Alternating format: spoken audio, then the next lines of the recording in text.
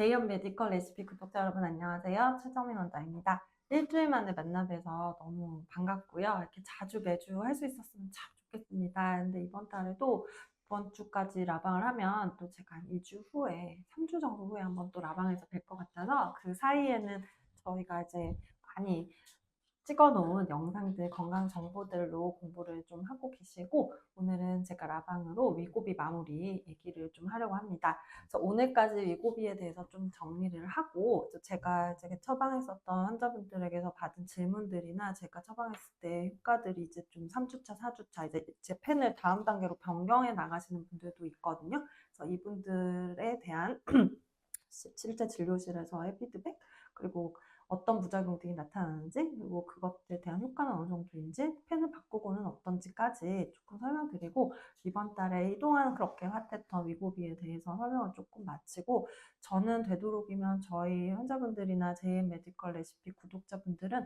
되도록이면 위고비를 너무 무분별하게 쓰지 않고 나에게 적절한 사람에게 잘 맞춰서 처방을 받으시기를 적극적으로 권유하고, 바라는 바에서 이렇게 좀 장단점을 3번에 걸쳐서 설명드리고 있으니까 그 점에 조금 양해를 구해드리고요. 다음번부터는 이제 겨울철 건강이나 면역, 그리고 우리 제 메디컬 레시피에서 하고 있었던 여러 가지 건강 정보들의 최신 지겨들을 올릴 거고요. 지난번에 말씀드렸던 것처럼 12월 마지막 주에는 제가 이제 라스베가스의 가장 큰 학회인 A4M이라고 하는 안티에이징 학회에 가서 새로운 최신 질병의 안티에이징 치료, 항노화 치료에 대해서 제가 신문물을 배워와서 라방을 통해서 직접적으로 슬라이드까지 보여드리면서 어떻게 2025년에 우리 구독자님들과 우리 환자분들을 건강하게 노화 예방을 할 수 있을지에 대해서도 라방으로 설명드리려고 합니다. 그래서 지금 되게 기대가 돼요. 저도 어떤 새로운 치료 의견과 또 어떤 그 처방법, 예방법들이 전 세계 많은 의사들이 연구를 했고, 그거를 또 저는 제 진료실이나 이런 유튜브에서 어떻게 적용을 할지에 대해서 배워올 생각을 하니까 되게 기대도 됩니다. 그래서 오늘은 그렇게 마무리하도록 하겠습니다. 네, 위고비가 이제 0.25짜리가 제일 낮은 용량이라고 지난주부터 말씀을 드렸고, 위고비 0.25 다음이 0.5, 그 다음이 1.0입니다. 우리나라는 1.0까지 펜이 들어와 있고, 그 다음 단계는 아직 우리나라에 들어와 있지 않아요. 그래서 위고비는 사실 우리나라가 되게 좀 행운적인 나라예요. 전 세계에서 지금 4번째로 쓰고 있는 나라거든요. 그러니까 사실 케이스가 우리나라에서 이제 생길 수 있다는 게 되게 영광이기도 하고, 그리고 우리나라가 꽤나 그래도 이런 의학에 앞서 나가는 나라다 보니까 이제 노노 디스크에서도 이제 비만에 관해서 처방권을 저에게 또 줬고, 뭐 물론 아시아에선 저희가 2번째 처방에서 조금 안타깝긴 해요. 일본이 2월 달에 먼저 처방을 시작해서. 근데 좀 땡큐기도 해요. 일본에서 처방했던 이런 부작용이나 효과들을 저희가 아시아인들의 이제 노출됐던 것들을 베이스로 해서 저희 한국에서도 이제 조금 쓸 수 있으니까, 그래서 오히려 조금 늦게는 들어왔지만 오히려 더 안전하게 쓸 수 있는 것 같다는 생각이 들어서 좀 기쁩니다. 0.25짜리에서 0.5짜리로 바꿔 나가는 분들은 어떤 기준이었냐면, 저는 체지방의 감량 속도가 이제 0.25를 썼을 때 한 1kg에서 2kg 이상 빠지지 않았을 때, 한 달 동안, 그럴 때는 저는 이제 0.5로 변경을 하고요.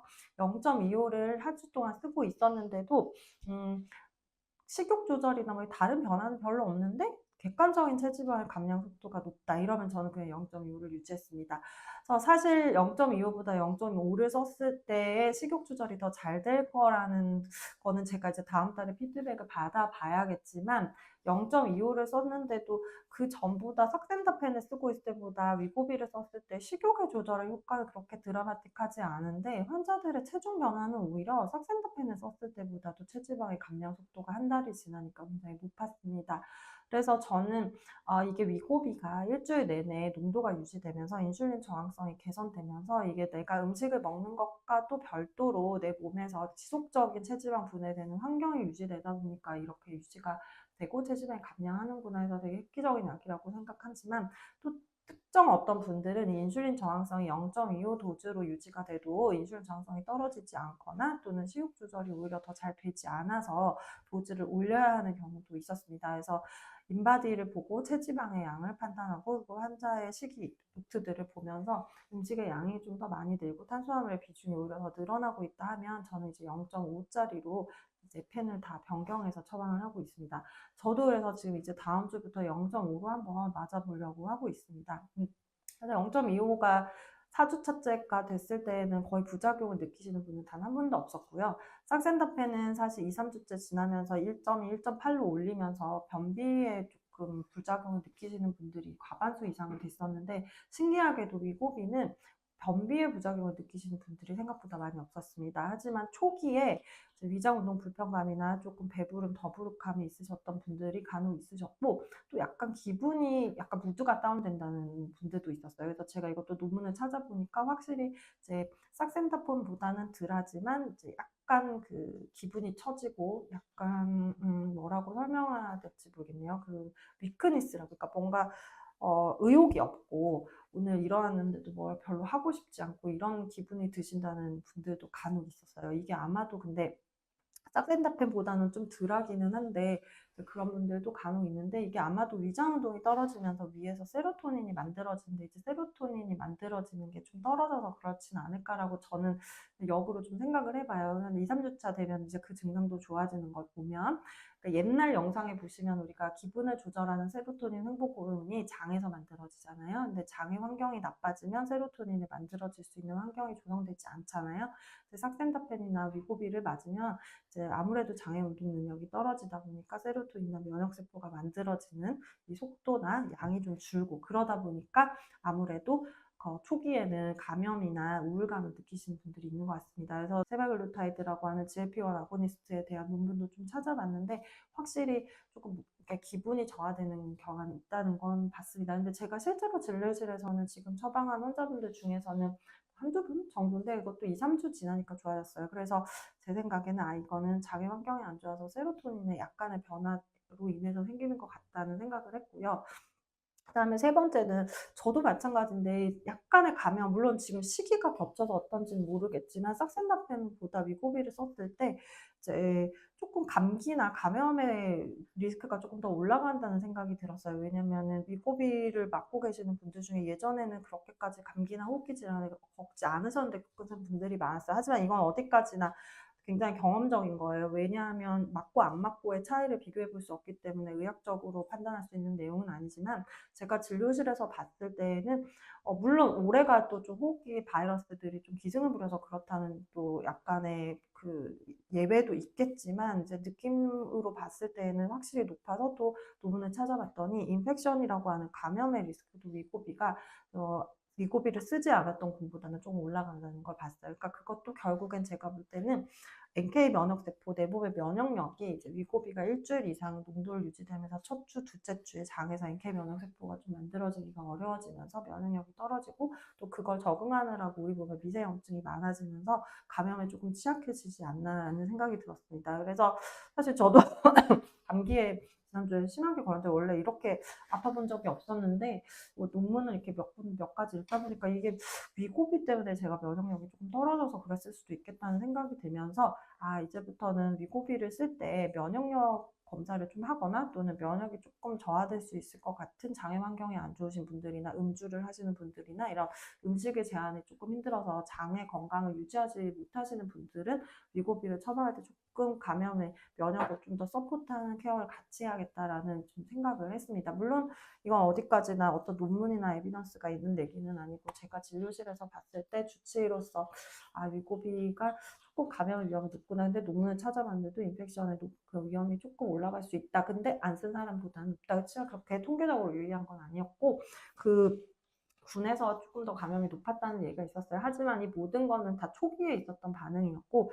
결과적으로 봤을 때 우리가 어떤 약제를 선택할 때는 나에게 이 약이 건강에 더 도움이 되면 그 부작용을 감수하고라도 쓰는 게 맞습니다. 근데 위고비가 이렇게 전 세계적으로 핫한 이유는 기존의 당뇨나 고지혈증이나 이런 그 관상동맥 질환의 위험 도인이 있었던 그런 사람들을 대상으로 위고비를 2, 3년 동안 맞았더니 심뇌혈관 질환의 위험도를 낮췄기 때문이에요. 우리 모든 의료는 목표가 딱 두 가지예요.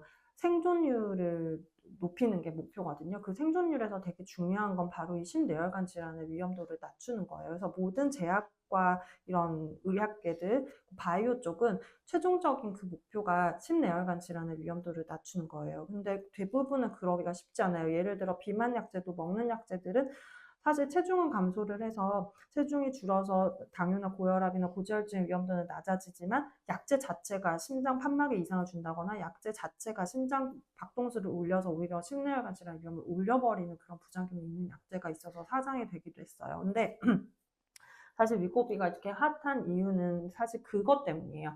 물론 우리들은 이제 대부분이 이런 당뇨나 고혈압이나 고지혈증을 가지고 있는 분들이 위고비를 쓰는 경우는 극히 드물지만 체중을 감량하는 데 있어서 위고비가 효과가 있지만 위고비가 지금 논문적으로는 지금 핫한 이유가 학계에서도 굉장히 유명한 이유는 이제 그 심내혈관 질환의 위험도를 삭센다펜보다 훨씬 더 많이 낮췄기 때문이에요. 그래서 질병이 있는 사람들에게는 되게 획기적이죠. 그리고 특히나 그 제2 당뇨가 있으신 분들은 체중의 관리가 중요한데 체중이 늘어 있는 것까지도 감소를 시키니까 이 위고비가 굉장히 획기적입니다. 그래서 사실 이 위고비가 정말 나한테 맞는지를 잘 선택한다는 게 중요한 게, 그러니까 결국은 내가 50대 이상의 심뇌혈관 질환의 위험도가 있고, 그리고 내가 당뇨 전 단계거나 고지혈증이나 혈관의 위험도가 있는데 복부 비만의 대사 증후군이다.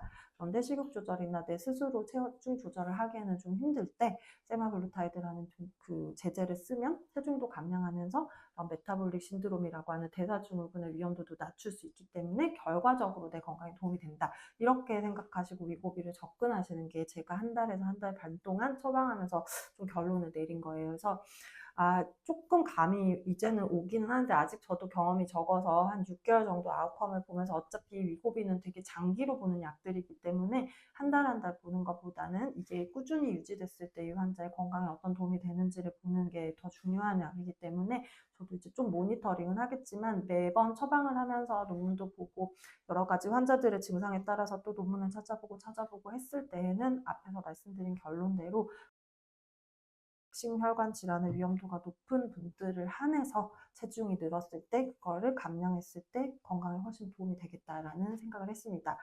그래서 이제 부작용에 대한 얘기들도 진료실에서 많이 물어보셔서 네, 사실 효과만큼이나 부작용도 중요하니까 부작용은 사실 이제 너무 체중이 부종이 메인이고 체지방이 메인이 아닌 환자에게 있어서 위고비를 써서 총체중을 낮추겠다고 썼을 때에는 이제 담낭 질환이 발생할 수 있는 위험이 높습니다. 사실 담낭 질환 자체는 이게 위고비를 써서 나빠지는 게 아니에요. 모든 비만 치료 자체들은 급격한 내가 체중이 많이 나가지 않았는데 급격한 체중에 감량을 했을 때 담낭에는 돌이나 담낭염이 생길 수 있어요. 그래서 급성 담낭염이라고 하거든요.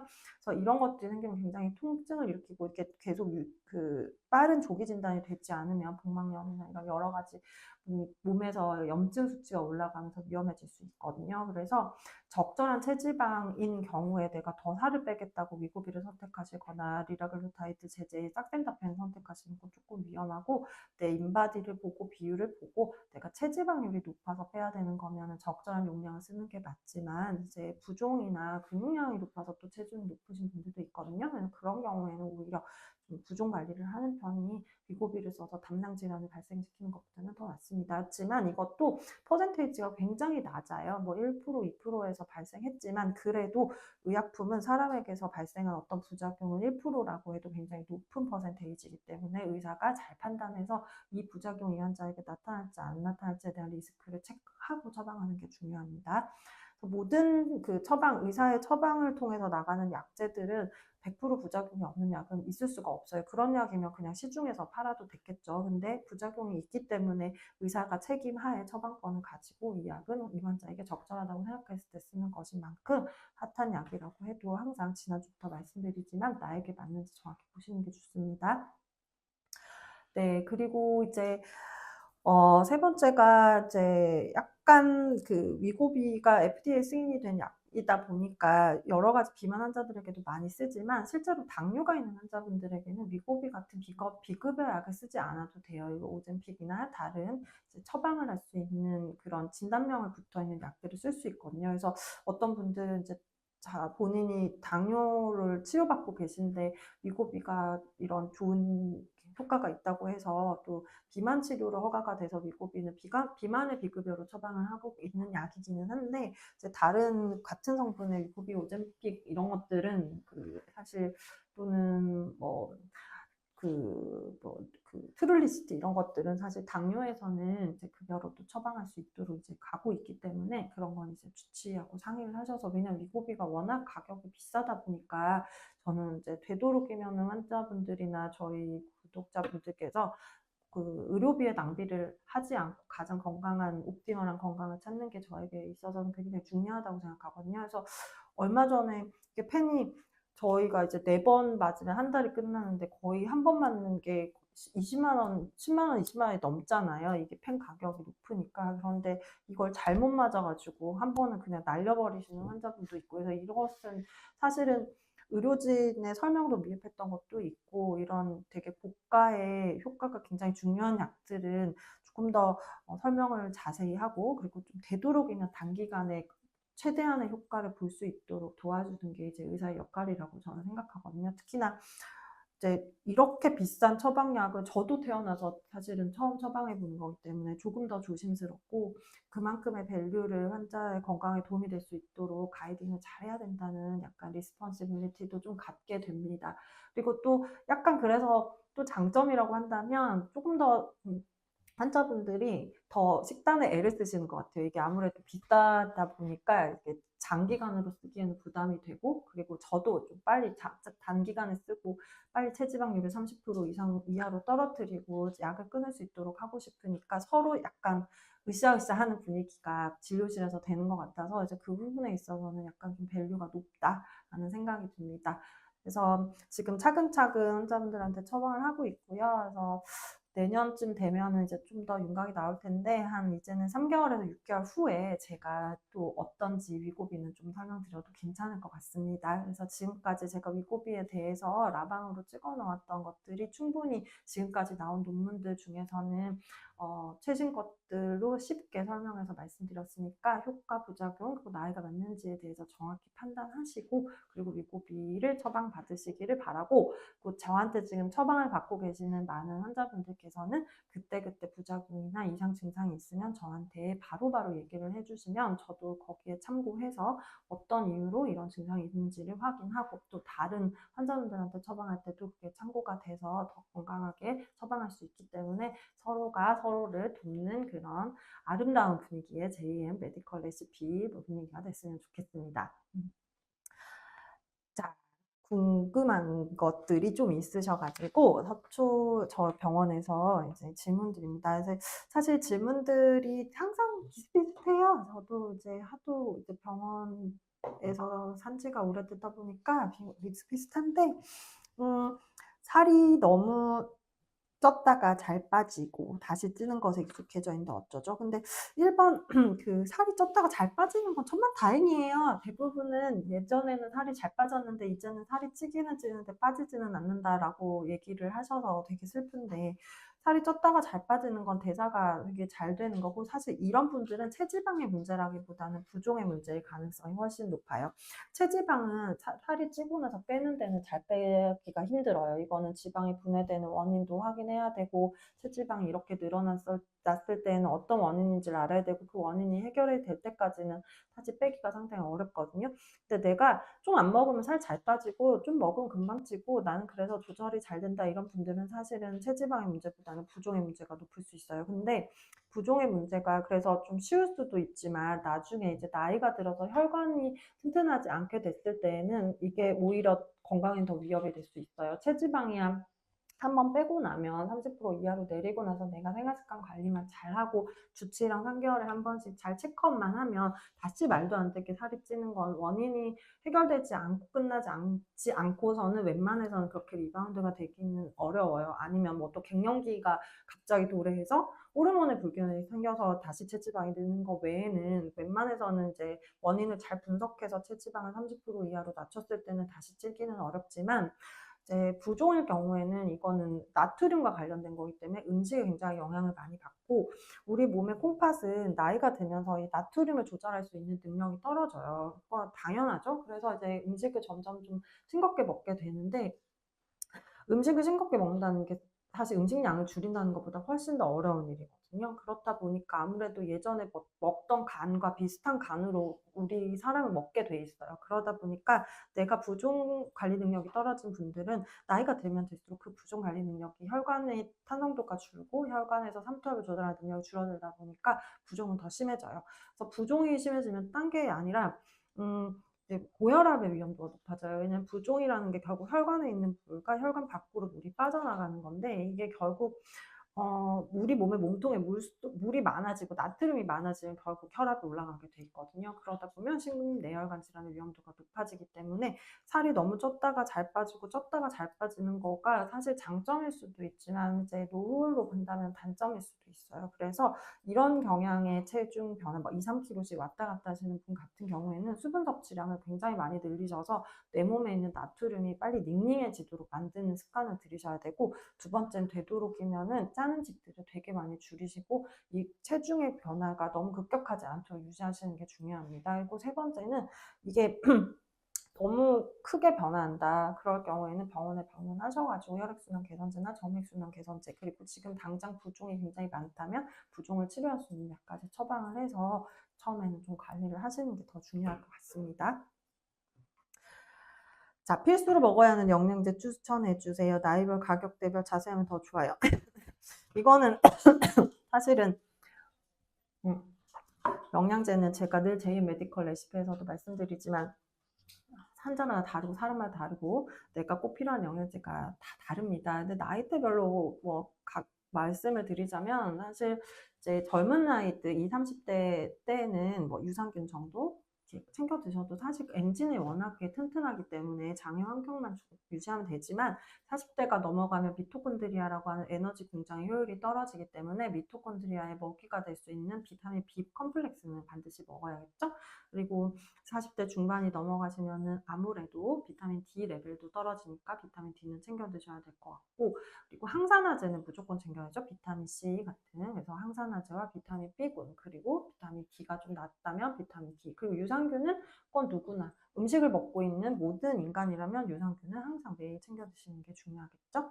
그렇게 보시면 될 것 같고, 그 외에는 이제 저는 아시겠지만 그때그때 처방이 조금씩 변하고 퍼스널라이즈드 하잖아요. 근데 그 환자의 맞춤으로 그때그때 증상에 맞는 또는 검사에 맞는, 면역이 떨어져 있으면 면역을 좀 더 서포트하고, 또는 활성산소가 몸에 좀 많다 하면은 거기 좀 더 커버할 수 있게 그 항산화제를 조금 더 쓴다거나 이런 식으로 좀 맞춤으로 가기 때문에 그런 필수적으로 꼭 먹어야 하는 영양제라고 한다면은 이제 비타민 B군이나 아르기닌 정도, 그 정도 챙겨 드시고, 그 다음에 면역에 좀 도움되는 거 항산화제, 이 정도 챙겨 드시면 될 것 같습니다.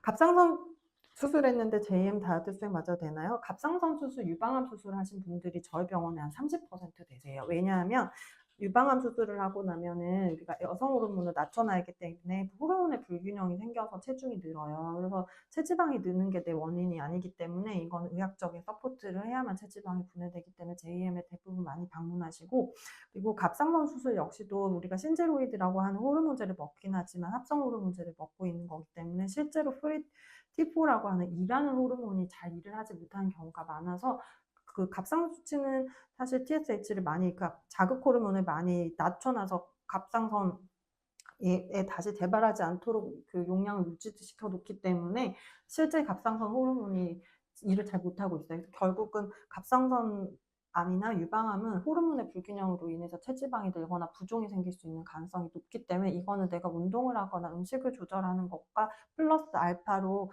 서포티브한 의학적인 케어가 필요합니다. 특히나 나 혼자서 해보겠다고 하다가 이제 또 면역이 떨어져서 암의 발병률이 높아지면 안 되기 때문에 이런 분들은 더더욱 항산화제나 면역을 좀 더 커버링할 수 있는 그런 치료를 함께하면서 다이어트 하는 게 더 중요하겠죠. 마른 비만과 가체중 중 어떤 게 더 나은가요? 마른 비만은 결국은 총체중 BMI는 정상인데 체지방률이 높고 근육량이 낮은 경우인데 이게 사실 노후에는 훨씬 더 위험합니다. 왜냐하면 근감소증 자체가 60대 이후부터는 생명과 되게 직결되어 있기 때문에 체지방률이 중요한 만큼 노후에는 이제 근육량도 되게 중요하거든요. 그래서 실질적으로는 저는 그나마 나은 건 없지만 마른 비만은 본인이 얼마나 위험한지에 대한 그런 자각이 좀 없는 경우가 있어요. 왜냐하면 우리가 늘 인바디를 찍지 않기 때문이거든요. 근데 실제로 되게 말랐는데 인바디를 찍어보면 체지방량이 36%가 넘고 근육량은 뭐 18kg, 17kg 이런 여성분들이 있어요. 그래서 이런 분들이 40대 갱년기가 되면 체지방률이 높아지면서 체지방에서 발생하는 미세염증으로 인해서 관절염이나 여러 가지 병들이 생길 수 있고, 아시겠지만 코로나 때 체지방량이 많아지면 면역이 떨어져서 결국은 암이나 그 감염에 취약해진다고 하잖아요. 근데 이렇게 체지방량이 많은데 내가 그걸 전혀 모른 채로 음식도 마음껏 먹고 건강 관리를 더 소홀히 하게 되기 때문에 전 사실 마른 비만도 되게 중요한 것 같고요. 또 과체중 역시도 체지방량이 높고 또 물론 과체중 중에서는 이제 근육량이 높으셔서 그런 분들도 있겠지만, 사실은 체지방 자체가 이제 이거는 많이 높으니까 과체중으로 진단이 된 거기 때문에 이런 분들은 당연히 식이 조절하면서 그 심내혈관 질환의 위험도가 높아질 수 있으니까 관리를 해야겠죠. 다이어트 중인데 과일이 너무 먹고 싶어요. 먹어도 되는 과일의 종류가 있을까요? 네. 예전에는 과일에 대한 얘기를 제가 참 우리 그 유튜브에서 많이 했었던 것 같아요. 근데 과일이 예전에는 참 건강했어요. 사과나무에서 사과 한 그루 심어가지고 하나하나 다 따고 막 그랬는데 지금은 대량 생산을 하고 또 이제 과당이 높지 않으면, 이렇게 당도가 높지 않으면 판매가 잘 안 되기 때문에 이제 당도를 상당히 높여서 판매를 하고 있거든요. 그러다 보니까 사실 과자보다도 요새는 과일이 훨씬 더 독이라고 논문들도 많이 나오고 있어요. 근데 그래도 그나마 저도 이제 과일을 거의 안 먹는 편인데도 이렇게 뷔페 같은 데 가면은 좀 과일이 있을 때 좀 선택하는 과일은 좀 신맛 나는 과일들을 많이 선택해요. 자몽이나 키위나 블루베리 같은 것들, 뭐 라스베리 이런 것들 좀 선택해서 먹는 편이고, 사과나 배나 감이나 뭐 이런 파인애플 이런 아주 당도가 높은 오렌지 이런 것들은 저는 되도록이면 그런 과일들은 선택은 잘 안 하려고 하고 있습니다. 왜냐면 사실 건강에 좋은 걸 챙겨 먹는 것도 중요하지만 나의 건강에 나쁜 걸 안 챙겨 먹는 게 사실은 훨씬 더 중요한 일이거든요. 근데 좋은 건 뭐 이렇게 카더라 하는 데서 많이 듣고 이것저것 챙겨 드시면서 실제로 나쁜 거에 대해서는 정보가 없이 그냥 마음껏 드시면서 좋은 것만 챙겨 먹으시려고 하시는 분들이 되게 많아요. 근데 사실은 차라리 좋은 것 선택하지 않고 나쁜 걸 들먹는 게 건강에는 훨씬 더 좋아요. 근데 그거를 할 수 없기 때문에 우리가 시중에서 먹고 있는 음식들에서 나쁜 것들만 다 제외하고 먹고 살기에는 인생이 너무 불행하기 때문에 사실 좋은 것들을 챙겨서 걔네들을 컴펜세이션이라고 하거든요. 이렇게 보상하려고 하는 거지. 사실 나쁜 거 먹으면서 좋은 거 먹는다고 다 되는 일은 아니에요. 가장 베스트는 나쁜 음식을 먹지 않는 게 중요하다. 늘 얘기 드리는 것처럼 밀가루 음식, 정제된 탄수화물, 그리고 달달한 과일들, 빵 이런 것들은 10번 먹을 거 이제 내가 40대가 넘었다 그러면 이제 받아들이고 5번으로 좀 줄이고 이렇게 좀 줄여나가야 돼요. 안 그러면 지금은 느끼지 못하지만 저는 이제 60, 80대까지 진료실에서 정말 많은 스펙트럼의 환자들의 생애 주기를 보면은 정말 생활 습관과 이런 식생활이 그 사람의 노후를 결정하거든요. 그래서 안 먹는 것도 이제 연습이 좀 필요합니다. 그 다이어트를 하는 사람들이 설탕 대신 스테비아나 알룰로스 대체당 근데 사실 이거 얘기는 지난번에도 좀 드렸는데 결국 이게 다 그 글루코즈 그거거든. 바운더리 있거든요. 얼마나 빠르게 혈당을 올리냐, 덜 올리냐의 문제, 인슐린을 얼마나 많이 건드리냐, 좀 덜 건드리냐의 문제지. 내가 다이어트를 하는 동안에는 사실 설탕 대신에 대체할 수 있는 당류는 없어요. 그렇게 생각하셔야 돼요. 근데 우리가 어쩔 수 없이 설탕을 안 먹고 살 수는 없고 달달한 것도 이제 행복의 일부기 때문에 드실 수 있지만, 내가 설탕을 안 먹는다고 해서 스테비아나 알룰로스는 이제 마음껏 먹어도 된다 이렇게 생각하셔가지고 오히려 설탕을 그냥 때때로 먹었을 때보다 더 안 좋은 아웃컴이 나오는 경우도 있거든요. 예를 들면 설탕은 내가 안 좋은 거 아니까 뭐 도너츠를 설탕에 찍었을 때 조금만 이렇게 먹어야지 하는데, 이제 스테비아나 알룰로스 이런 거는 막 이제 광고나 이런 데서 뭐 무설탕 이런 식이니까 이거는 마음껏 먹어도 되겠다 해서 오히려 설탕을 먹을 때보다 더 많은 양의 이런 스테비아들을 먹어버리면서, 얘네들도 그렇다고 해서 당이 아닌 건 아니기 때문에 인슐린 호르몬을 자극하게 되고 결국 인슐린이 나오면 말씀드린 것처럼 인슐린 저항성이 악화되니까, 인슐린 저항성이 악화되면 결국은 체지방이 증가되고, 체지방이 증가하면 미세염증이 증가하고, 미세염증이 증가하면 질병의 발병률이 높아지잖아요. 그러니까 결국 당들은 우리 몸에서는 굉장히 나쁩니다. 그래서 참 안타까워요. 20, 30대 때 이럴 줄 알았으면 더 많이 먹을 걸. 지금 이제 와서 이걸 깨달아 버려서 참 안타깝지만 그래도 이제 알고 있는 정보를 건강하게 활용하시는 것도 중요합니다. 그래서 한 10번 먹을 것 한 3번으로 이제 줄이고, 근데 생활 습관이나 식습관도 습관이라는 단어가 붙은 거 보면은 교정할 수 있다는 거예요. 영원히 교정 못하는 게 아니거든요. 그래서 그것도 꾸준히 교정을 하시면 좀 좋아지니까 너무 슬퍼하지 마세요. 저희 환자분들 중에서 보면 과일을 너무 좋아하시는데 제가 과일을 못 먹겠더니 막 눈물을 글썽글썽 거려서 인생 뭐 이제 다 끊는 것처럼 그런 표정을 지으셔서 되게 안타까웠는데, 맛있는 거 마음껏 먹으시다가 이제 10년 후에 병원에서 눈물을 글썽거리실 일이 있거든요. 그래서 저는 제 환자들은 절대로 그런 일이 없도록 하는 게 제 역할이기 때문에 좀 괴롭더라도 또 과일을 판매하시는 또 구독자분들이 계시다면 정말 죄송한 얘기지만, 그래도 과일 중에서는 조금 신맛이 나는 과일로 많이 드시는 게 건강에 도움이 될 것 같습니다.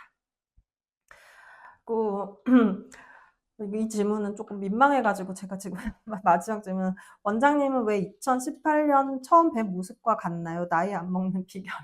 저도 완전 나이 먹고 있고요. 이제 저도 40대 중반을 이제 내년이면 접어들어 가네요. 그래서 이제 개원한 지도 이제 7, 8년 차가 되고 해서, 개원 초기에는 저도 의욕도 넘치고 막 밤새 야간 진료를 해도 힘이 났었는데, 지금은 저도 힘이 들어요. 그래서 더 건강 관리를 열심히 하려 하고 운동도 더 열심히 하려고 하고, 또 저는 어쨌든 병원의 접근성이 높기 때문에 저에게 부족한 영양소나 제 증상에 대해서 빠르게 진단을 하고 그때그때 맞는 수액도 처방을 받고, 저는 사실 식단을 조금 되게 철저하게 하는 편이긴 해요. 물론 즐겁게 음식은 먹지만 그래도 되도록이면 탄수화물은 안 먹으려고, 밥 이런 것들은 되게 많이 줄인 지는 꽤 오래됐고, 빵은 거의 잘 안 먹는다고 보시면 될 것 같아요. 과일도 거의 안 먹고. 요번에 위고비 맞고 많이 아파가지고 이제 그 좋아하던 술도 좀 이제 줄어가지고 되게 건강해질 것 같다는 생각이 듭니다. 그래서 올해는 제가 여러 가지로 이제 많은 환자분들, 특히 올해는 저희가 속초가 정말 감사하게도 이제까지 중에 가장 정말 최대 많은 환자분들이 방문을 해주셨어요. 그래서 저희 팀이 너무 감사하게 생각하고, 또 그로 인해 저희 의료진들도 환자분들과의 구독자님들을 통해서 많이 배우기도 했고, 그래서 그로 인해 또 새로 오시는 분들에게 더 나은 의료 서비스를 제공할 수 있게 되는 것 같아서 너무 좋습니다.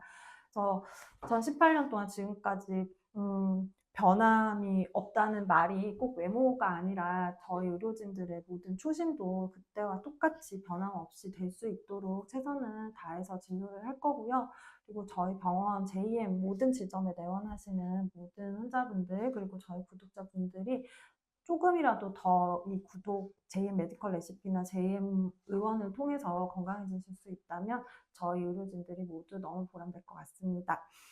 네, 오늘 영상은 여기까지 하고요. 제가 이제 한 3주 후에 라방으로 좀 뵐 거예요. 그때는 이제 또 다른 새로운 건강 정보로 인사드리도록 하겠습니다.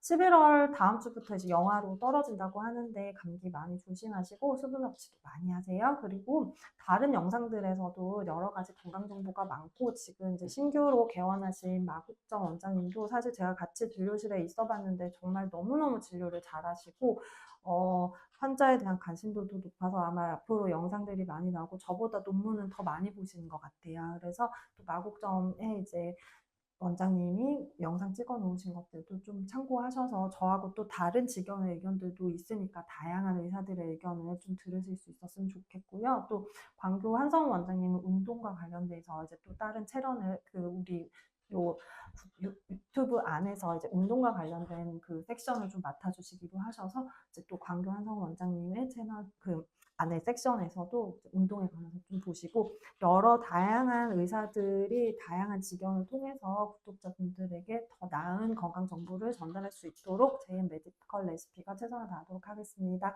오늘도 즐거운 저녁 보내시고요. 저는 또 라방에서 인사드리고 나머지 다른 환자분들은 진료실에서 인사드리도록 하겠습니다. 항상 건강하시고 마음 편안한 하루 되시고, 내일 수능을 앞둔 자녀분이 계시다면 내일 수능도 화이팅 하시기를 바라겠습니다. 감사합니다.